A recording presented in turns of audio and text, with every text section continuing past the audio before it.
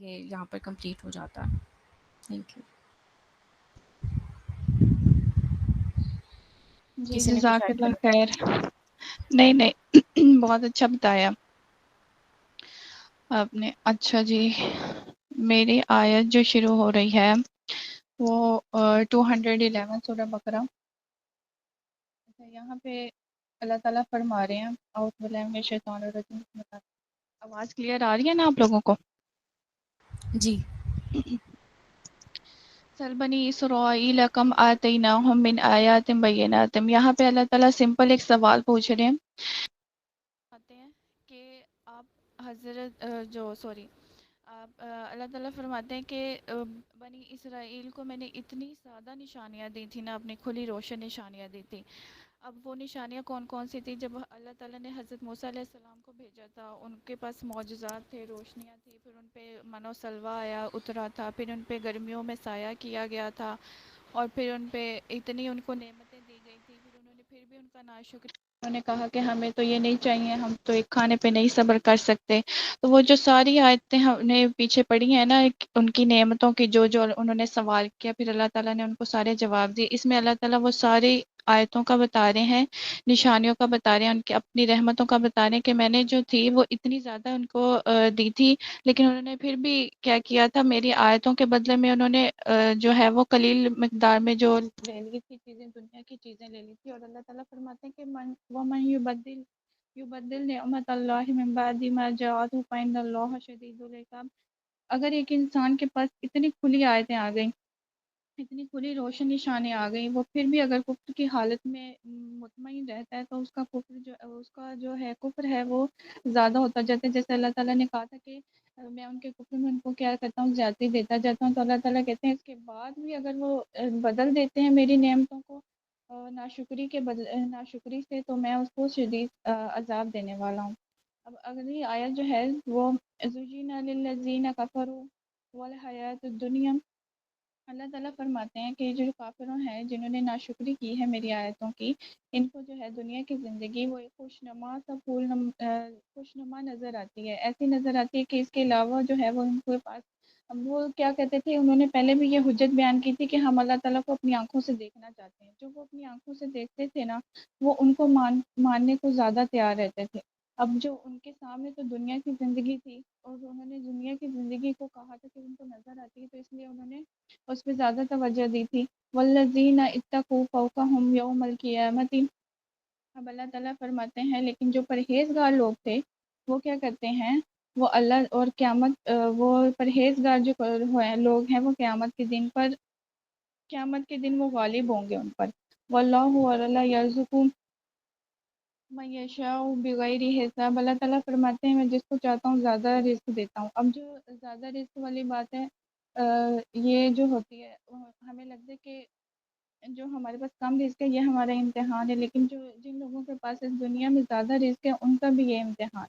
اب رزق میں کیا کیا چیزیں آ جاتی ہیں، ہمارے جو ذہن میں پہلا تھاٹ آتا ہے وہ یہ آتا ہے کہ رزق ہماری جو ہوتی ہے وہ ہمارا گھر، گاڑی، پیسہ، ہمارے پاس جو محبت ہے وہ بھی رزق ہوتی ہے. بعض اوقات ایسے ہوتا ہے اللہ تعالیٰ ہماری کسی پسندیدہ شخص کو ہم سے چھین لیتا ہے، یا ایسے اگر وہ فوت نہیں بھی ہوتا کوئی پسندیدہ شخص تو ہماری زندگی سے وہ چلا جاتا ہے، اس کی محبت ہماری زندگی سے چلی جاتی ہے، تو وہ رزق اللہ تعالیٰ نے چھین لیا ہے ہم سے. ایسے ہی ہے نا. اور اس کے بعد جو ہمارے پاس کیا کہتے ہیں والدین ہیں ہمارے، وہ بھی رزق ہے. ہماری عقلیں ہمارے پاس رزق ہے، ہمارا شعور ہمارے پاس رزق ہے. تو یہ علم ساری بھی چیزیں، رزق ہے، بے جی شک. علم بھی رزق ہے. اور یہ ساری چیزیں اللہ تعالیٰ کہتے ہیں میں جس کو چاہتا ہوں بغیر حساب کتاب کے دیتا ہوں، جس کو چاہتا ہوں میں کم دیتا ہوں. اگلی آیت میں اللہ تعالیٰ فرماتے ہیں کان الناس امۃ واحدۃ فبعث اللہ النبیین مبشرین ومنذرین. اب اللہ تعالیٰ یہاں پہ فرما رہے ہیں کہ جو حضرت ابن عباس رضی اللہ تعالیٰ عنہ کا بیان ہے کہ حضرت نوح علیہ السلام اور حضرت آدم علیہ السلام کے درمیان جو تھے نا وہ 10 زمانے تھے. ان 10 زمانوں کے درمیان جو ہے وہ لوگ بڑے پرہیزگار تھے، ہوا کرتے تھے، وہ شریعت کو مانتے تھے، وہ احکام کو مانتے تھے اور سیدھے راستے پہ چلنے والے تھے. لیکن اس کے بعد ان کے درمیان جو تھا وہ اختلاف پیدا ہو گیا تھا بعض چیزوں میں. پھر اللہ تعالیٰ نے اس کے بعد نبی بھیجے تھے حضرت نوح علیہ السلام.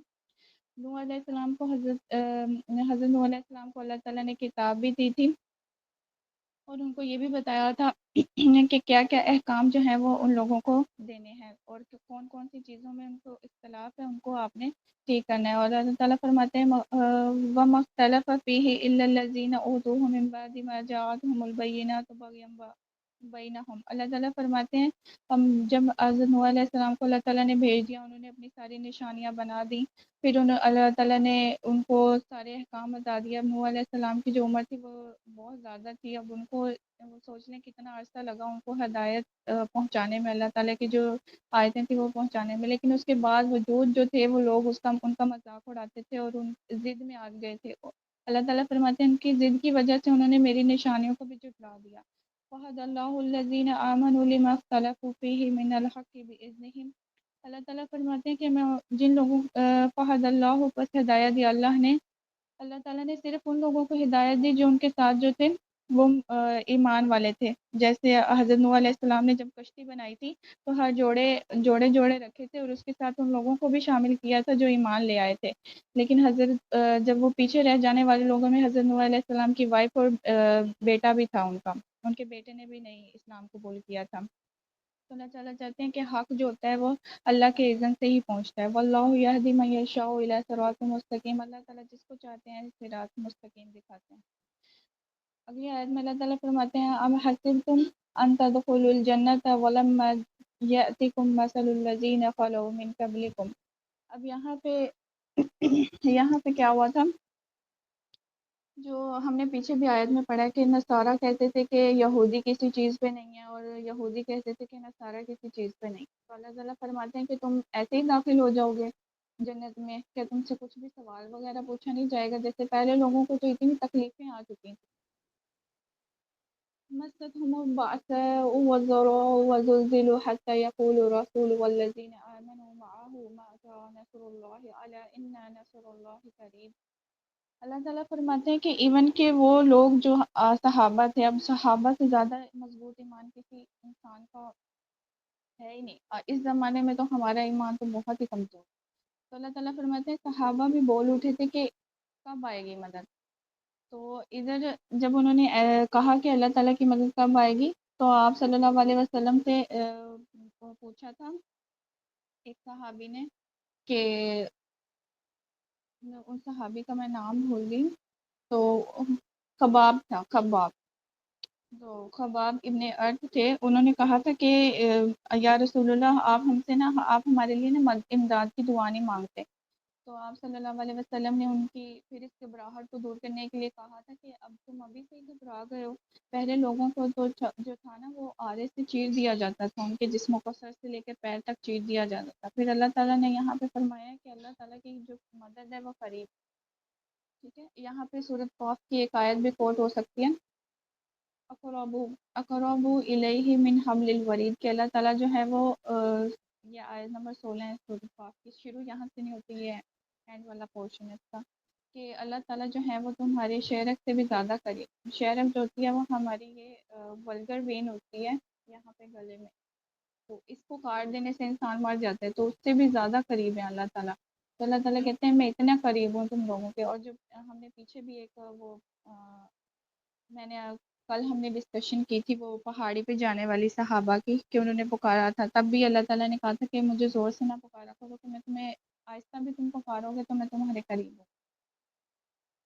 یسألونک ماذا ينفقون، اب یہ آگے نیکسٹ ٹاپک شروع ہوتا ہے، اس میں وہ سوال کر رہے ہیں کہ ہم کیا کیا خرچ کریں، یعنی کہ یہ نفلی عبادت کے بارے میں، نفلی خرچ کے بارے میں پوچھ رہے ہیں۔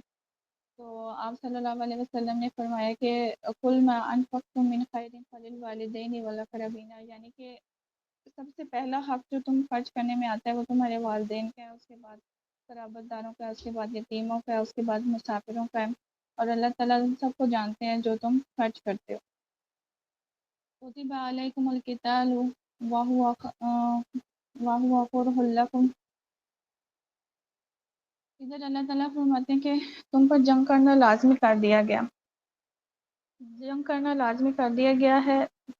جو شروع میں اسلام کے دن تھے نا، ان کے لیے جنگ کرنا اور جہاد کرنا ان کے لیے بہت مشکل ہو گیا تھا، کیونکہ ان کو عادت نہیں تھی اپنے سارے مال چھوڑ کے جانے کی، اور اپنے بیوی بچے پیچھے، ان کو لگتا تھا کہ ان کی حفاظت کرنے والا کوئی نہیں۔